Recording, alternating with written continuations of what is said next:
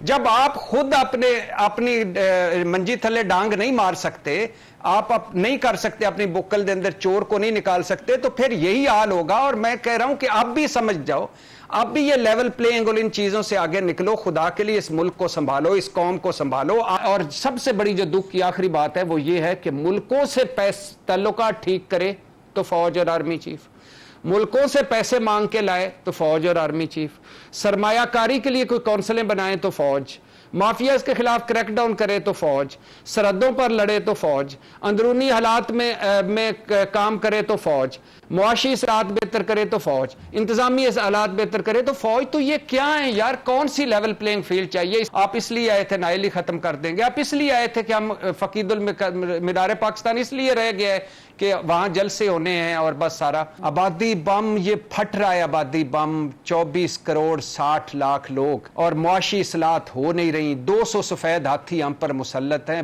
16 طیاروں والا کوئی شرم سے ڈوب مرنے کا مقام ہے, 16 طیاروں والا پی آئی اے رہ گیا ہے. بٹی صاحب یہ کیا ہوتی ہے لیول پلینگ فیلڈ, اور یہ کیا ہوتا ہے ایک پیج پر آنا؟ مطلب ہم نے جب سے دیکھا ہے, جب سے میں نے ہوش سنبھالی ہے, آپ کی تو ذرا ہوش آپ نے مجھ سے کافی پہلے سنبھالی بٹی صاحب, لیکن ایک پیج ہی کبھی نہیں ملا. لیول پلینگ فیلڈ کبھی کسی کو نہیں ملتی ہے, کبھی فلانی کو نہیں ملی جماعت کو, کبھی فلانی جماعت کو نہیں ملی. کب ملے گی, کیسے ملے گی, ہے کیا یہ شے؟ بہت شکریہ ایک مرتبہ پھر مجھے یاد دلانے کا کہ میں تحریک پاکستان میں شامل تھا اور قائد اعظم کا ساتھی تھا. اور آپ تو ابھی ہمارے بزرگوں میں سے ہیں یہ کوئی, آپ تو ابھی 9/11 کے بعد پیدا ہوئی ہیں, تو آپ کا اور میرا بڑا لمبا عرصے کا گیپ ہے. دوسری بات یہ ہے کہ آپ کے ایک سوال پہ میں قربان جاؤں. آپ کا سوال تھا کہ بلاول صاحب کے ہاتھ باندھے کب ہیں زرداری صاحب نے. اب میں اس سوال میں اگلی مرتبہ میرے بھائی تیمور آئیں گے نا جب ان کی باری, تو وہ اس کا جواب دیں کہ یہ ہاتھ بندھے کب تھے اور ہاتھ باندھے کس رسی سے تھے, پلاسٹک کی تھی کہ یہ دوسری تھی, یہ جو چارپائیوں والی ہوتی ہے وہ تھی, یا پھر ہاتھ باندھ کے تو کوئی ایگریمنٹ ہوا تھا, سائن ہوا تھا کہ یہاں تک آپ کے ہاتھ بندھے ہیں یہاں نہیں, یا ہاتھ بندھاؤ تقریب کب ہوگی, اور اگر ہاتھ کھلاؤ تقریب ہوگی تو وہ کب ہوگی. یہ اس پہ اب کیسر بھائی نے کہا کہ 70 تک دنیا ہمیں دیکھ رہی تھی. سر اس کے بعد پھر دنیا نے ہمیں اس لیے دیکھنا چھوڑ دیا کہ پھر ہم نے آپ کو دیکھنا شروع کر دیا. پھر آپ لوگ آ گئے, پھر آپ لوگوں نے ہمارا رج کے سوا ستیہ ناس کیا. آپ کے ایون فیلڈ, سرے محل, ٹی ٹی سکینڈلز, 35 ارب جعلی اکاؤنٹس, منی لانڈرنگ, پھر یہ شوگر, یہ آٹا گندم, یہ چینی, انہوں نے ہمیں ایسا رج کے تباہ کیا کہ پھر دنیا آج بھارت چاند پر ہے, سورج کی طرف اس کا سفر جاری ہے, G20 پہ وہ میزبان ہے, کوریڈور وہ کر رہا ہے, وہ مڈل ایسٹ اینڈ یورپ, اور ہم چند 100 کلومیٹر کا سی پیک ہم سے سنبھلے نہیں جا رہا. اور ہمارا حال یہ ہو گیا ہے کہ آج بھی ہم آپ کی کارٹونک فلموں میں, ٹام اینڈ جیری فلموں میں, مزاحیہ فلموں میں گم ہیں کہ آج بھی آپ کو لیول پلینگ فیلڈ چاہیے. آج بھی آپ کو اگر لیول پلینگ فیلڈ نہیں ملی, جو ہمارے سیاستدان ہیں, جو ہمارے جن کو ہم ووٹ دے کے اسمبلیوں میں بھجواتے ہیں, تو ساڈا کی حال ہوئے گا پھر بھائی جان. ساڈے تو لیول ہی کوئی نہیں رہ گیا, نہ اس ملک دا کوئی لیول رہ گیا, نہ اس قوم دا کوئی لیول رہ گیا. ہمارے مسائل کیا ہیں؟ یہ ملک بدترین سیاسی بحران میں ہے, بدترین معاشی بحران میں ہے, بدترین آئینی بحران میں ہے, بدترین عدالتی بحران میں ہے. قوم ریکارڈ مہنگائی میں ہے, ریکارڈ بے روزگاری میں ہے, ریکارڈ غربت میں ہے. ہمارے مسائل کیا ہیں؟ عالمی سطح پر ہم تماشا بن چکے ہیں. چوتھا بدترین پاسپورٹ ہمارا ہے, اور ہمیں کوئی ویزا نہیں دیتا. ہمارے لوگ کشتیوں میں ڈوب کر سمندروں میں مر رہے ہیں. ایک ہجرت تقسیم پاکستان کے وقت پاکستان میں ہوئی تھی, اور ایک ہجرت اب یورپ میں ہو رہی ہے. اور ہمارے مسائل کیا ہیں؟ اندرونی نفرت, تقسیم. ہمارے مسائل کیا ہیں؟ آبادی بم. آبادی بم یہ پھٹ رہا ہے, آبادی بم, 24 کروڑ 60 لاکھ لوگ, اور معاشی اصلاحات ہو نہیں رہی. 200 سفید ہاتھی ہم پر مسلط ہیں, 16 طیاروں والا کوئی شرم سے ڈوب مرنے کا مقام ہے. 16 طیاروں والا پی آئی اے رہ گیا ہے.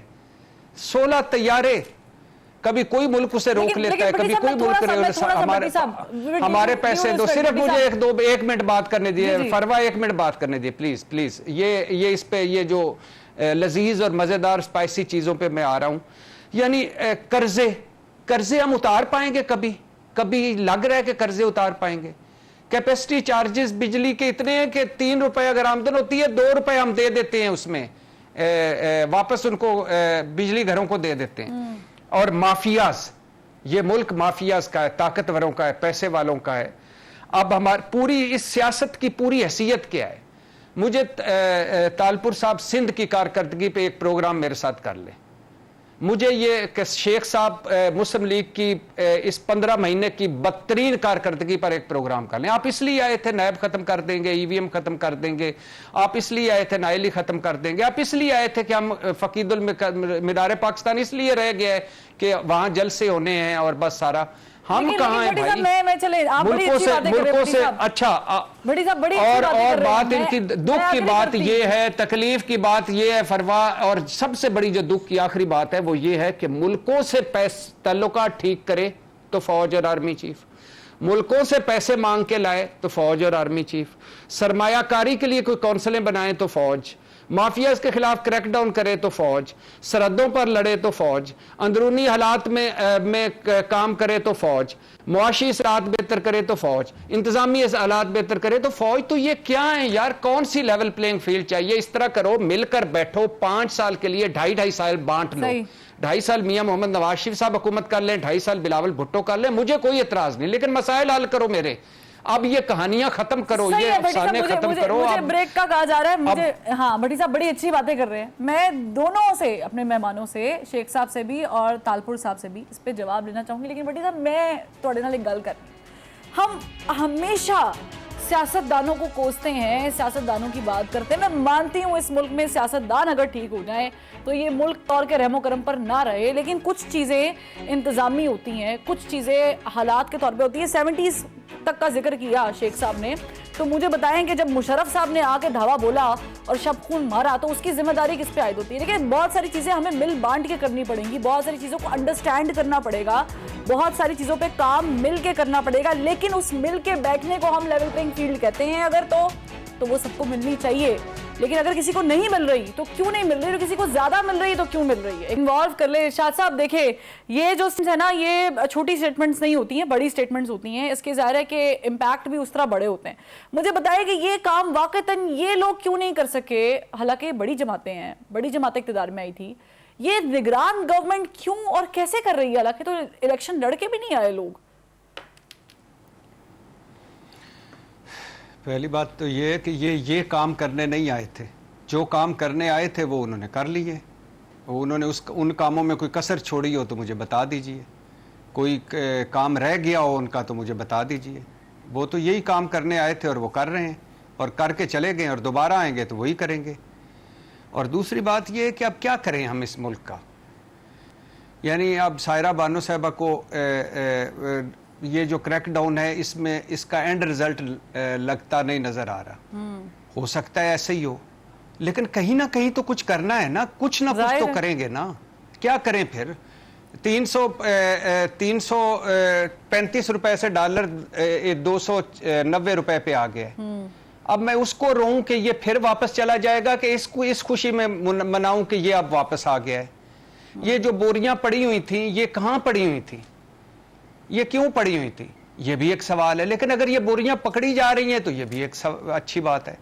اور لیکن میں یہ بڑی لمبی بحث ہے. میں آپ کو آپ نے ایک بڑا لفظ بولا, حالانکہ اور پرویز مشرف نے جب دھاوا بولا تو کیا کیا؟ پرویز مشرف صاحب نے جب دھاوا بولا تو آئین توڑا, پارلیمنٹ کو اپنے تابع بنا, عدلیہ کو بے توقیر کیا, الیکشن سے بھاگے. وہ یہ 4 کام انہوں نے کی, اور وہ کہلائے فوجی آمر. بالکل. آپ مجھے بتائیں 15 مہینوں میں کیا ہوا ہے؟ آئین ٹوٹا ہے کہ نہیں ٹوٹا؟ پارلیمنٹ کو تابع بنایا گیا ہے کہ نہیں, کہ ادھوری اور جعلی پارلیمنٹ جس کو PDM کہتی تھی؟ عدلیہ کو بے توقیر کیا گیا ہے کہ نہیں کیا گیا؟ الیکشن سے بھاگے ہیں کہ نہیں بھاگے؟ یہ ہمارے جمہوریت پسند ہیں پھر؟ یہ پرویز مشرف سے اچھے ہیں؟ اس ملک میں 2 نظام آئے ہیں, پہلے بھی کئی برتا ہوں, فوجی آمریت, سویلین آمریت. جمہوریت آئی نہیں, اس کے لیے تو میں ترس رہا ہوں.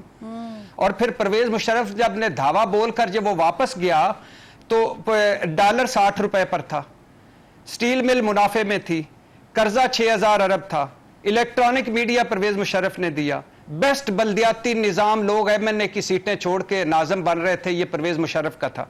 पार्लियामेंट में खवातीन की नशिस्तें परवेज मुशर्रफ, नेपरा, ओगरा, नादरा, ये सारे मैं इनसे तवक्को कर रहा था, ये अपने मोहतरम भाइयों से, और इनको ही मैं चाहता हूं कि यही काम करें। लेकिन जब ये अपनी स्पेस नहीं छोड़ेंगे तो फिर क्रैकडाउन कोई और करेगा।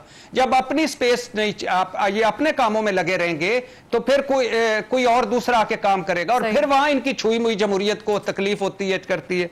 अब मुझे आखिरी एक बात कि मैं माजरत चाहता हूं अगर किसी को दिल आजारी हुई, लेकिन जब मैं देखता हूं कि भुट्टो साहब फातिमा जना के खिलाफ इलेक्शन मुहिम के इंचार्ज थे, बेनज़ीर भुट्टो परवेज मुशर्रफ के मार्शल लॉ को वेलकम कह रही हैं, और नवाज शरीफ साहब हर मुश्किल वक्त में डील करके चले जाते हैं, तो मैं क्या करूं यार, मैं किसको रहूं? मैं आपका वोटर ना सही, लेकिन इस मुल्क का शहरी हूं, मैं आपसे ही सवाल करूंगा ना, क्योंकि आप मुंतखब होके आते हैं मेरे जैसों के वोटों से और पार्लियामेंट में बैठते हैं, आपने मेरे मसाइल हल करने। जो फौजी आमरीयतें हैं, जो दूसरे इदारे हैं, उनको आपने जवाबदेह बनाना है। जब आप खुद अपनी मंजी थले डांग नहीं मार सकते, आप नहीं कर सकते, अपनी बुक्कल के अंदर चोर को नहीं निकाल सकते, तो फिर यही हाल होगा। और मैं कह रहा हूं कि आप भी समझ जाओ, अब भी ये लेवल प्लेइंग और इन चीजों से आगे निकलो, खुदा के लिए इस मुल्क को संभालो, इस कौम को संभालो।